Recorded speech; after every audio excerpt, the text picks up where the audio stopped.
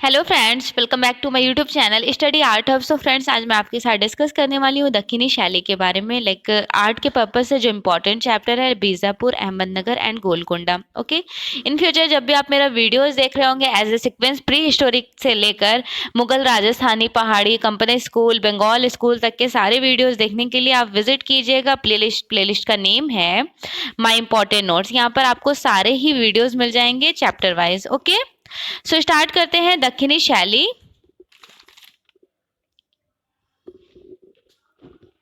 दक्षिणी शैली का टाइम कहा जाता है 16 to 19। ओके, 16वीं से 19वीं शती तक।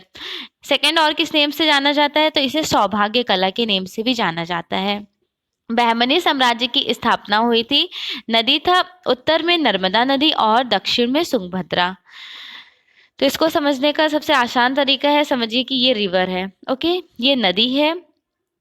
उत्तर में कौन सी रिवर है? उत्तर में है नर्मदा नदी और दक्षिण में तुंगभद्रा नदी। ठीक है, उत्तर में नर्मदा और दक्षिण में तुंगभद्रा। बहमनी साम्राज्य की स्थापना हुई थी जिनके 5 पार्ट्स हुए थे। वो 5 पार्ट्स कौन कौन सा है? बीजापुर, अहमदनगर, गोलकुंडा, बीदर और बरार। जिनमें से अहमदनगर जो था, अहमदनगर को बरार ले लिए थे, उस पर कंबाइंड कर लिए थे। और बीजापुर को अहमदनगर को बरार और बीजापुर को बीदर। इस तरह फिर बचा गोलकुंडा, जो आर्ट के पर्पज से आपको पढ़ना होगा। आपके चैप्टर के वाइज जो इम्पोर्टेंट पॉइंट्स है वो है अहमदनगर, बीजापुर एंड गोलकुंडा। ओके, बीजापुर का कौन सा ग्रंथ बहुत फेमस है? नूजुल उलूम, जिसे चांद सुल्ताना के द्वारा लिखा गया खगोल विधा, इनके द्वारा कंपोज किया गया नूजुल उलूम। चेस्टबेट्टी संग्रहालय डबलिन में है। चांद सुल्ताना कौन थी? तो चांद सुल्ताना ये कही जाती हैं आदिल शाह की पत्नी। नेक्स्ट है अहमदनगर। पहले तो मैं डिस्कस कर लेती हूँ कहाँ कला की दृष्टि से कहाँ कहाँ पर ग्रंथ फेमस रहा था। बीजापुर का था नूजुल उलूम, अहमदनगर का तारीफ हुसैन शाही और रागमाला, गोलकुंडा का दीवाने हाफिज और तुजुके आशिकी। फिर शुरू हो जाता है पेंटिंग। बीजापुर की पेंटिंग है संगन वन में स्त्री, हाथियों की लड़ाई, चौगान का दृश्य। अहमदनगर की पेंटिंग से हिंडोला राग। और गोलकुंडा की पेंटिंग है चांद व मैना, चांद बीबी प्लेइंग पोलो। अब शुरू हो जाता है आर्किटेक्चर। बीजापुर का फेमस रहा था गोल गुंबद के डिजाइनर कहे जाते हैं याकूब। आदिल शाह का मकबरा है। अहमदनगर में कोई भी आर्किटेक्चर नहीं मिले और गोलकुंडा में चांद मीनार मिला, चार मीनार जो हैदराबाद में है। सो अब स्टार्ट हो जाता है बहमनी साम्राज्य की स्थापना। इसकी स्थापना 1343 ईस्वी में हसन बहमन शाह ने की थी। आगे चलकर यह साम्राज्य 5 भागों में बट गया था, किंतु चित्रकला की दृष्टि से बीजापुर, अहमदनगर, गोलकुंडा प्रमुख है, जो आपको आर्ट के पर्पज से पढ़ना होगा, जो एग्जाम में यहीं से क्वेश्चंस पूछे जाते हैं। मुख्य रूप से बीजापुर, अहमदनगर और गोलकुंडा से ही क्वेश्चंस पूछा जाता है, क्योंकि बरार को अहमदनगर व बीदर को बीजापुर मिला लिए थे। गोलकुंडा पहले आंध्र प्रदेश में था, अब तेलंगाना में है। और गोलकुंडा के रिगार्डिंग हैदराबाद इसकी राजधानी बन गई थी। 1589 में हैदराबाद राजधानी बनी गोलकुंडा की। ये बहुत इंपॉर्टेंट है, पॉसिबिलिटीज हो तो इनका स्क्रीनशॉट जरूर ले लीजिएगा। डेफिनेटली यहाँ से क्वेश्चंस बन जाते हैं। पूछा जाता है राज्य, समय, स्थापना और संस्थापक। वंश संस्थापक बीजापुर का समय कहा जाता है 1489 का। यूसुफ आदिल शाह संस्थापक थे, आदिल शाही वंश चला था। अहमदनगर 1490, मलिक अहमद संस्थापक कहे जाते हैं, निजाम शाही वंश चला था। बरार 1490 का समय है। फतेहुल्लाह इमाद शाही वंश है। गोलकुंडा का समय कहा जाता है 1512, संस्थापक कुली कुतुब शाह और कुतुब शाही वंश। बीदर है 1526 का, अमीर अली बरीद शाही वंश चला।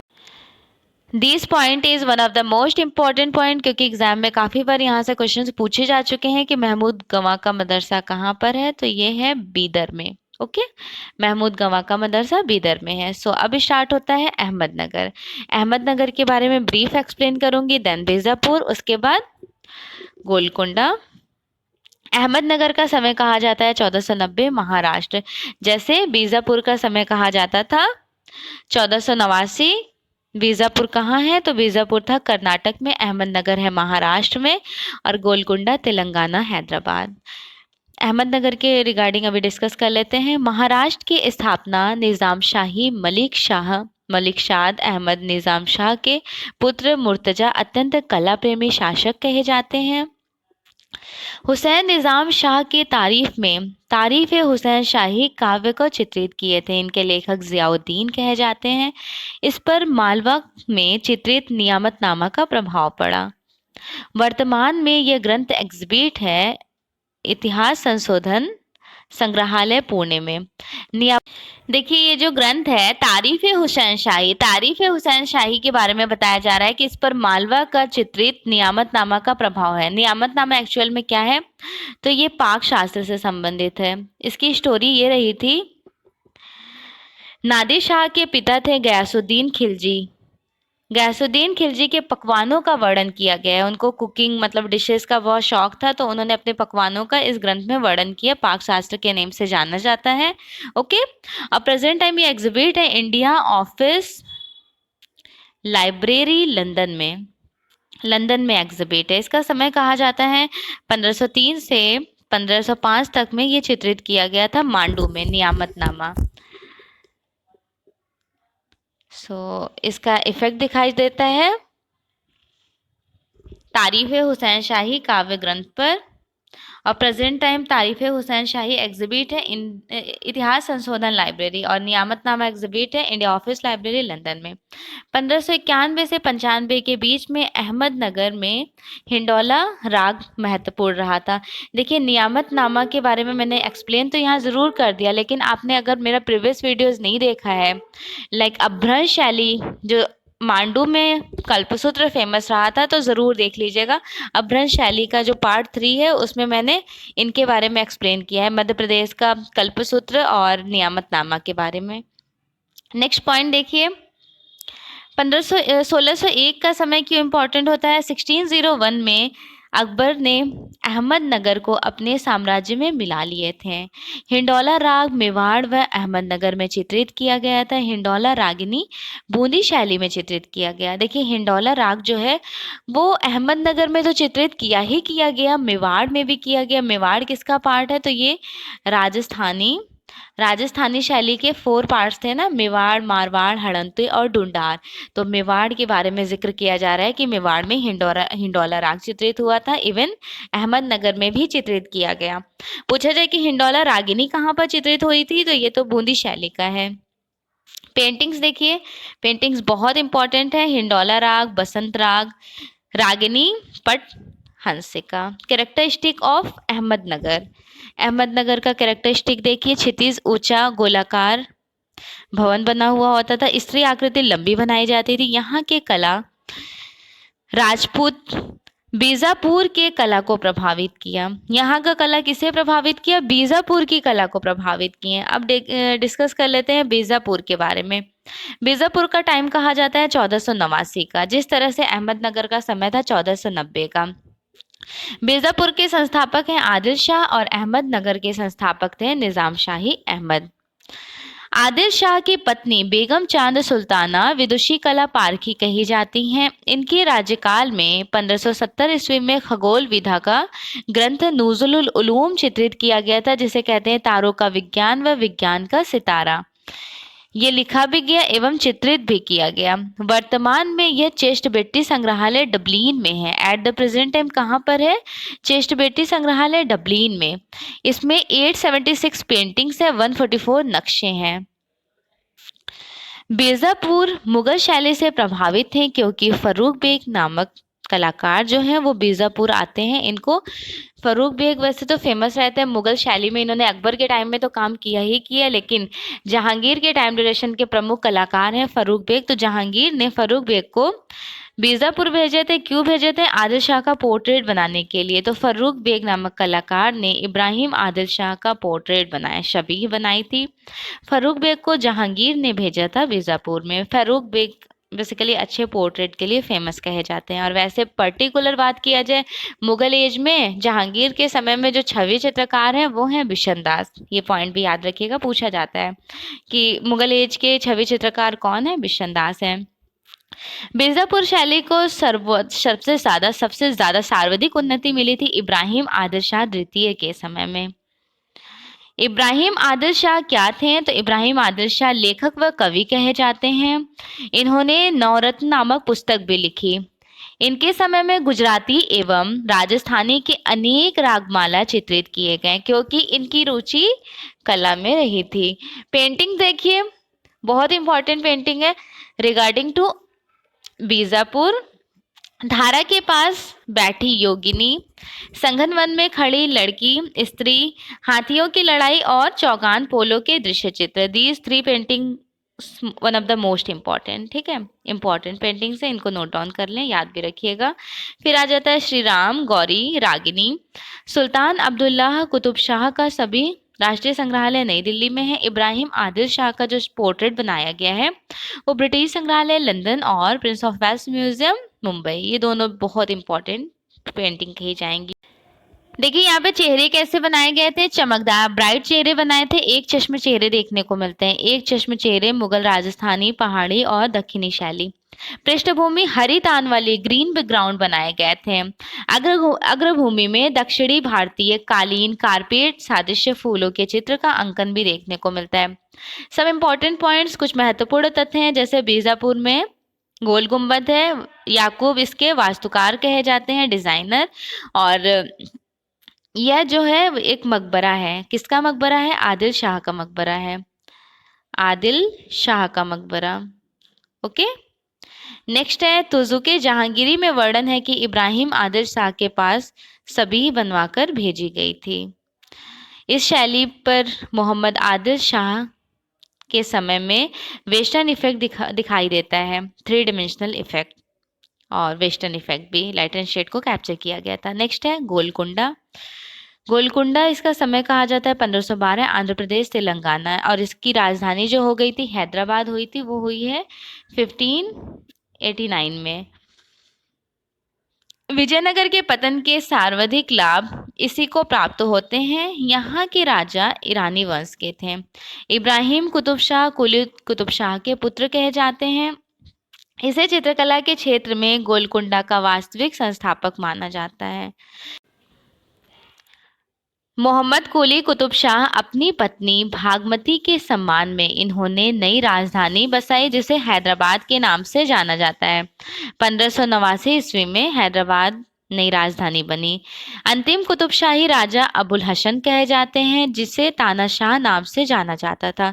इनके समय में रागमाला चित्रित किया गया था। गोलकुंडा शैली का पतन से राजस्थानी शैली को सबसे आकर्षण में वृद्धि हुई थी।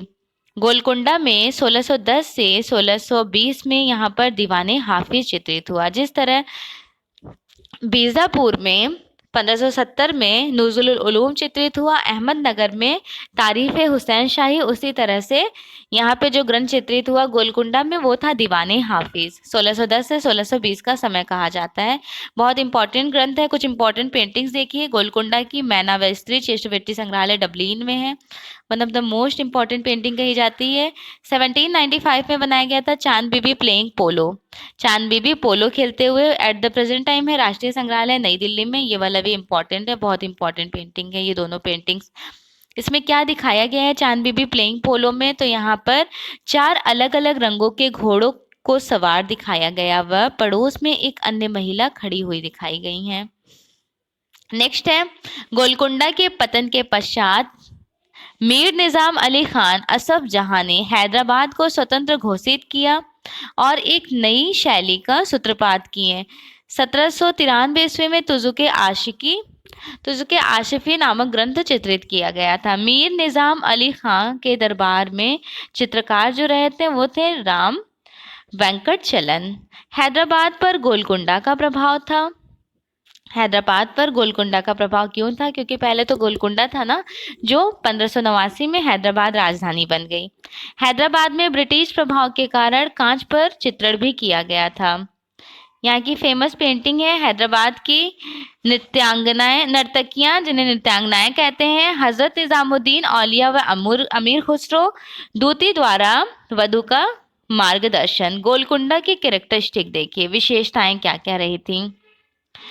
यहाँ की आकृति को पूर्ण रूप से आभूषण युक्त दिखाया गया था। यहाँ की प्रमुख विशेषता कही जाती है, गोलकुंडा में बने चित्र ईरानी व यूरोपीय देशों को भेजे गए थे। 1591 ईस्वी में कुली कुतुब शाह इन्होंने 4 मीनार का निर्माण करवाया। कब करवाए थे? 1591 में। और मक्का मस्जिद का भी निर्माण करवाए थे। अब यहाँ की फेमस इमारत देखिए, गोल गुम्बद बीजापुर का है, 4 मीनार हैदराबाद का है, और महमूद गवां का मदरसा बीदर का है। ये तीनों इंपॉर्टेंट है, एग्जाम के पर्पज से काफी बार पूछा भी गया है। वर्तमान में गोलकुंडा को हम हैदराबाद के नाम से जानते हैं, क्योंकि पहले गोलकुंडा था, बाद में 1589 में हैदराबाद राजधानी बन गई। संपूर्ण दक्षिणी शैली की कंप्लीट कैरेक्टरिस्टिक विशेषताएं। दक्षिणी शैली में शोभा यात्राओं के दृश्य बने, जबकि मुगल कला में दरबार दृश्य बनाए गए थे। ठीक है, शोभा शैली सौभाग्य शैली इसीलिए कहा जाता है क्योंकि शोभा यात्राओं के दृश्य बने थे। अब मुगल कला में दरबारी दृश्य बनाए गए थे। पक्षियों में यहाँ पे मोर का अंकन, वृक्षों में नारियल, ताड़ व पुष्पित चंपा का अंकन देखने को मिलता है। हाशिए सुनहरे रंग के नक्काशीदार बनाए गए थे।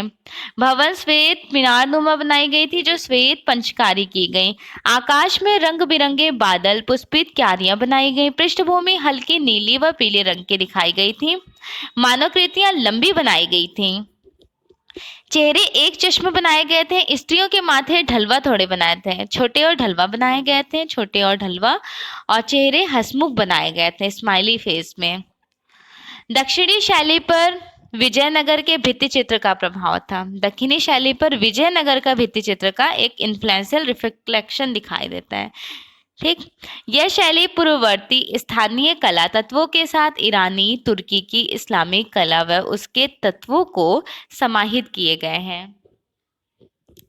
बीजापुर में कुरान शरीफ, अनवर सुहेली, यूसुफ जुलेखा की पेंटिंग्स बनाई गई। कुरान शरीफ की आयतें, अनवर सुहेली के स्टोरीज और यूसुफ जुलेखा की पेंटिंग्स। इस शैली में लाल, नीले, सुनहरे रंगों का प्रयोग किया गया। चित्र के रूप में विन्यास और रेखा गणितीय प्रभाव भी देखने को मिलता है। भवन त्रिआयामी, 3 डायमेंशनल दिखाए गए हैं, जो यूरोपीय प्रभाव दिखाया गया। कांच पर चित्रण का प्रमुख केंद्र त्रिचुरापल्ली कहे जाते हैं और इसके कलाकार आंध्र प्रदेश के राजू जाति के थे। सो फाइनली आज की क्लास में मैंने दक्षिणी शैली ऑलमोस्ट कंप्लीट करा दी है। दक्षिणी शैली के जो कुछ इंपॉर्टेंट पॉइंट्स हैं, जैसे बीजापुर, अहमदनगर और गोलकुंडा के रिगार्डिंग जो मैंने शुरू में शॉर्ट वीडियोस दिखाए थे, आपको बताया, शॉर्ट थ्योरी में एक्सप्लेन की थी कि बीजापुर का कौन कौन सा फेमस रहा था, अहमदनगर का और गोलकुंडा। जैसे कि शॉर्ट नोट्स भी आप ज़रूर बना लीजिएगा। ये तो पर्टिकुलर मैंने ब्रीफ में एक्सप्लेन किया। बीजापुर का देखिए क्या क्या फेमस रहा था, नूजुल उलूम, अहमदनगर का तारीफ हुसैन शाही और रागमाला, गोलकुंडा का दीवाने हाफिज। उसी तरह अगर पेंटिंग की बात किया जाए तो बीजापुर का संगन वन में स्त्री, हाथियों की लड़ाई, चौगान के दृश्य। अहमदनगर का गोलकुंडा फेमस है, और अहमदनगर का हिंडोला राग, गोलकुंडा का नारी व मैना, चांद बीबी प्लेइंग पोलो, चांद बीबी पोलो खेलते हुए, दीज पेंटिंग्स। अब अगर आर्किटेक्चर वास्तुकला की बात की जाए तो बीजापुर का गोल गुम्बद फेमस है, जो आदिल शाह का मकबरा है। सेकंड आ जाता है अहमदनगर, यहाँ पे कोई भी आर्किटेक्चर नहीं मिला, वास्तुकला से कोई रिलेशन नहीं था। और गोलकुंडा में हैदराबाद में 4 मीनार बहुत फेमस है, जो 1591 में 4 मीनार कुली कुतुब शाह के द्वारा निर्माण करवाया गया था। ओके, सो फाइनली ये इंपॉर्टेंट पॉइंट्स थे, इनको ज़रूर ध्यान में रखिएगा। सौभाग्य कला के नेम से जानते हैं, 16 to 19 सेंचुरी एक्चुअल दक्षिणी शैली का टाइम था। सो क्लासेस कैसी लगी, फीडबैक ज़रूर दीजिएगा। इवन इन फ्यूचर जब भी आप मेरा वीडियोस देख रहे होंगे, एज ए सीक्वेंस से सारे चैप्टर देखने के लिए आप विजिट कीजिएगा माय इम्पॉर्टेंट नोट्स। यहाँ पे आपको सारे ही पॉइंट टू पॉइंट नोट्स मिल जाने वाले हैं chapter wise. Okay, so classes of करते हैं। Again very very thank you so much and also best wishes for your exam.